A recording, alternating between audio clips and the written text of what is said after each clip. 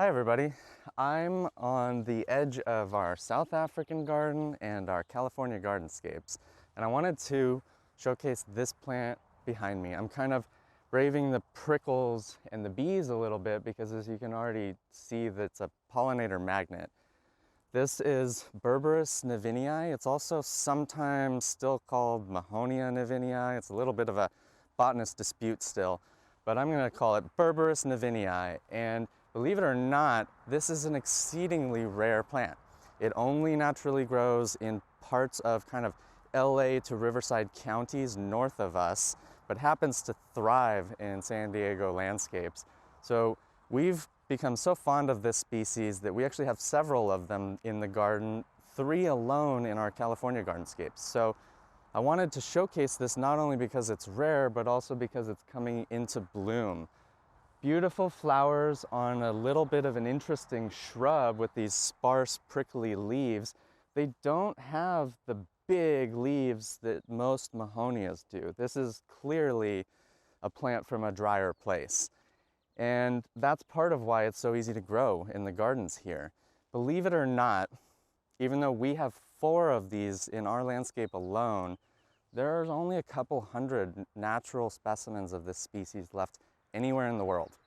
It only grows in Southern California, like I mentioned. It's called being endemic to our region.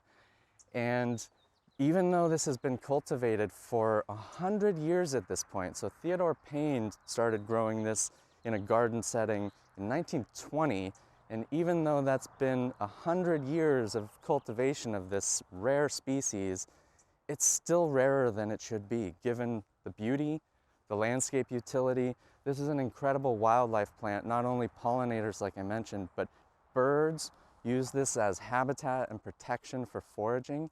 And later in the year, when these yellow flowers fade, this thing will have reddish berries all over that come into season in summer.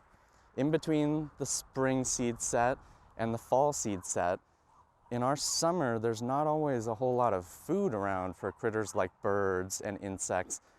This is an abundant food producer, as well as a habitat plant, as well as being reliably floriferous without any specific inputs like water or fertilizer. How could you not love this plant? So we're actually working to propagate this among many of the other rare plants in the garden. So first of all, come by and see it in its full glorious bloom, but also keep an eye out for this plant either in our nursery or other reputable native plant nurseries like one of my favorites, our friends at the Tree of Life. So hope to see you here before the blooms fade.